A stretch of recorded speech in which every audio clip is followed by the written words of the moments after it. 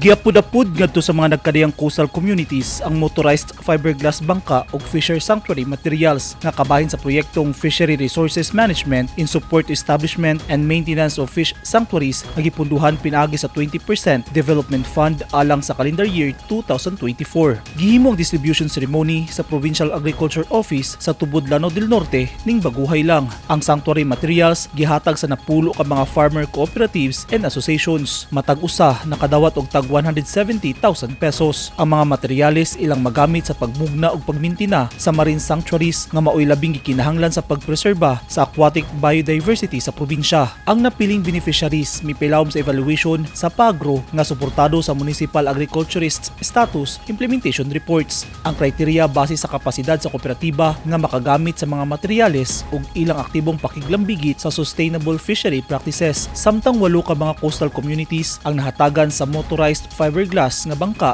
aron masuportahan ang ilang pagpanagat. Ang mga benepisyaryo nagikan sa munisipalidad sa Kauswagan, Bacolod, Maigo, Tubod, Baroy, Lala, Kapatagan ug Sultan Naga di Mapuro. Napili ang naisgutang mga munisipalidad base sa ilang gikinahanglan nga suporta sa implementasyon sa Municipal Fishery Ordinance subay sa Republic Act 8550 na nakasentro sa sustainable fishery practices. Ang proyekto nagkantidad tanan og 2.5 million pesos nga gidumala sa Municipal Agriculture Officers ug mipilawom sa jurisdiction sa Municipal Local Government Units. Magpaygayon og regular monitoring ug evaluation sa established fish sanctuaries ang PAGRO aron masigurong nakabuot ang tinguha ug masustener ang programa.